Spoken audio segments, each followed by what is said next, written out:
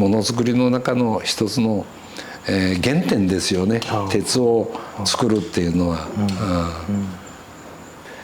使用する刀っていうのは私は一戦持てればいいと思うんです。一戦ですね。はい。この首は誰が取ったかと。私が取りました。よしじゃあ50石ね、アップ給料が上がるわけですよ。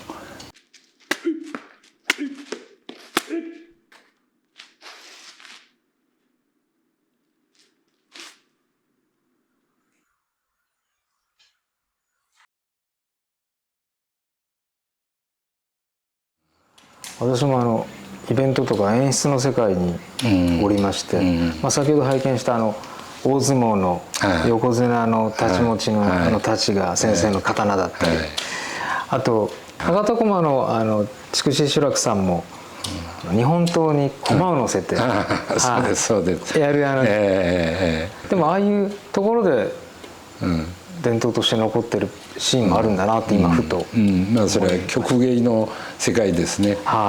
各地にはね、まあ、民芸的ないろんな芸の民芸、そういうものがありますね。肥後にしても肥後駒っていうのがありますね。だからまあそれは一つの芸能の伝統としてね、まあ我々と一緒に残していくべきじゃないかなって思いますけどね。学校で先生が教えてらっしゃる、そのたたら、そこについてちょっと伺ってもいいですか。私のたたらはね、島根県横田町っていうところに鳥紙線工場っていう工場があるんですね。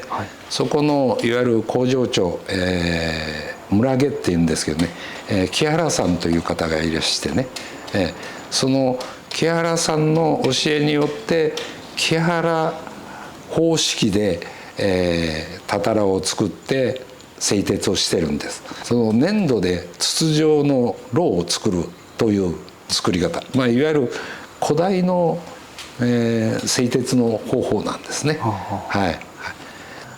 創業そのものも難しいけど 100%できますよという保証はなくてね、ただやっぱり古代先人たちが本当何にもない時代に、そういう方法でやってたというのを再現して、まあ、だからものづくりの中の一つの、原点ですよね。鉄を作るっていうのは。それこそ鉄ができて鉄を制すれば天下を制するというぐらいの鉄の威力っていうのはあるわけですからね。でもその先生の日本刀作りの特徴は鉄作りから行うこと。そうですね。100% じゃないですけどね。まあその島根でできた鉄と、ここの地元の鉄を混合して作ったりとかね、その発想が面白いんですよ。アルコールはカクテル作るのに酒混ぜた方が美味しいでしょね、単品で飲むよりジンとなんかこう混ぜて、そして温度下げて飲むと美味しいでしょ。だからこっちの鉄とこっちの鉄をなんか混ぜていいところなんか取れたらどうなのかなみたいな発想ですよ。やっぱり地元だから地元のやつをなんか使えんかなということですね。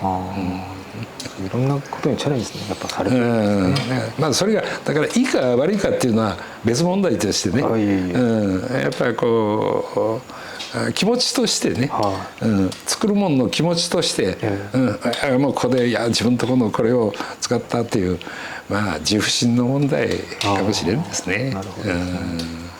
刀っていうのは、熊本の刀ばっかりじゃないですよね。日本全国刀っていうのは行き交ってますね。まあもちろん俺は外国までたくさん行ってますからね。最高の輸出品でしたから、日本刀っていうのは。なんか藩でこうお抱えのとか刀工さんがいるとかではないんですか。いやいや、それはありますよ。あります。大きな大名家は抱え鍛冶を持っています。加藤清正もお抱え持ってましたから、戦のための準備をさせんといかんですから。使用する刀っていうのは私は一戦持てればいいと思うんです。一戦ですね。はい。一戦で勝って国を取った方が戦利品が大きいわけですよ。刀1,000本捨てたよりも国を一つ取った方が大きいわけ、次の戦のためにさあって言って領地与えて材料も与えて、そして刀鍛冶の集団が次の戦闘のための準備をする。槍1,000本蔵に入れろ、武器庫に入れろ、刀薙刀入れろ。戦はもう、最初は弓が主力で、弓でバーッと攻め込んでるところを弓でバンバンやって体を崩して槍が入っていく、あとはまあ槍刀ね、そういうもので、あとは刀首を切るのが専用ですよ。その槍の先に首をいくつも下げて、そしてお母さんただいまって行くわけです。そうお母さんはその首を受け取って、たらいで首を洗ってきれいにしてね、もうルンルンでこうなぜかって給料が上がると、ね、この首は誰が取ったかと、私が取りました、よしじゃあ50石ね、アップ、給料が上がるわけですよ。だから奥さんは無事に帰ってきて首を手柄で持ってくるともうこうなんですよ。ね、そういう戦国時代はそうです。切るための刀の役割も結構あったんですね。大体それが多かったらと思うんですよ。ロマンがあります。ロマン